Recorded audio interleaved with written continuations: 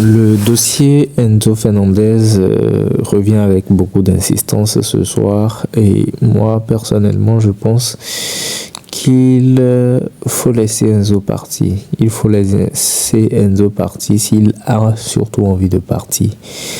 Et même dans ce cas-là, il va falloir ne pas le brader. Il ne s'agira pas de le brader. Je pense personnellement qu'il ne sert à rien de retenir un joueur qui a envie de partir. J'estime qu'il ne va pas se donner à 100% et qu'il ne va pas apporter au club ce dont il a besoin. Je ne doute pas de la qualité ou des qualités du joueur. C'est un joueur extraordinaire qui peut apporter énormément et puis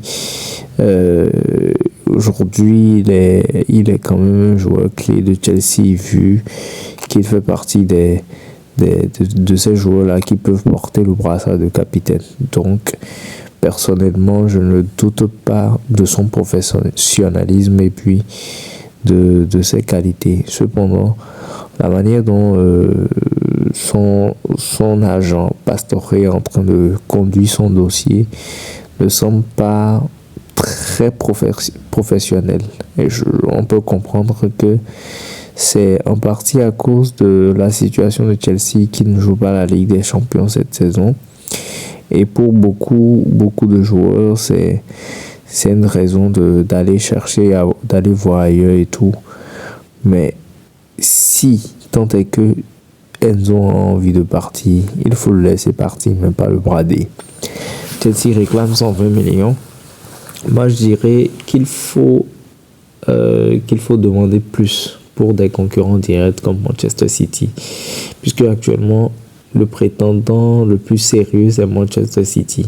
Donc je pense qu'il ne serait pas terrible de demander plus que 120 millions. Et je m'explique. Je pense que City est prêt à dépenser plus de 100 millions pour Boadi, pour le Marocain Boadi, qui est très jeune, encore un très jeune joueur.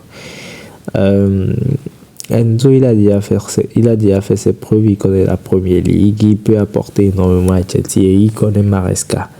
Et je pense que c'est surtout à cause de la présence de Maresca à Chelsea et à Manchester City que le dossier revient avec insistance. Mais là encore, je me dis que si Manchester City doit recruter Boadi, je ne pense pas qu'ils mettront encore plus de 100 millions sur Enzo, ce qui rend probablement le dossier très compliqué. Dans tous les cas, je reste ferme. Si Enzo a envie de partir, qu'il parte, mais il n'est pas à brader. Selon des informations, Diogo Costa n'est pas une cible pour Chelsea. Et personnellement, ce que je pense, déjà, on comprend largement que selon ce qui circule comme information, Diogo Costa, Chelsea n'entend pas recruter Diogo Costa, le portier portugais. Alors, personnellement, ce que je pense, je me dis que c'est une erreur. C'est une erreur parce que lorsque vous êtes un club ambitieux, que vous voulez aller chercher des trophées, vous ne pouvez pas ne pas avoir un gardien de top niveau et qui peut rassurer à tout moment. Malheureusement, actuellement, Chelsea n'a pas un gardien qui peut rassurer à chaque match. Je ne dis pas que notre gardien actuel, Roberto, je ne dis pas que Sanchez n'est pas un bon gardien, mais c'est quelqu'un qui n'est pas constant. Sanchez peut vous sortir un très bon match aujourd'hui et puis à la prochaine confrontation, il vous sort une merde. Il vous sort un truc vraiment pas possible en fait.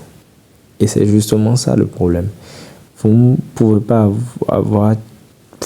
être Chelsea et ne pas avoir un gardien qui peut aligner de top matchs. Sanchez n'est pas constant et je me tue souvent à le dire. Lorsqu'il est dans ses beaux jours, il vous sort un match incroyable. Vous dites que c'est l'un des plus grands gardiens de son époque.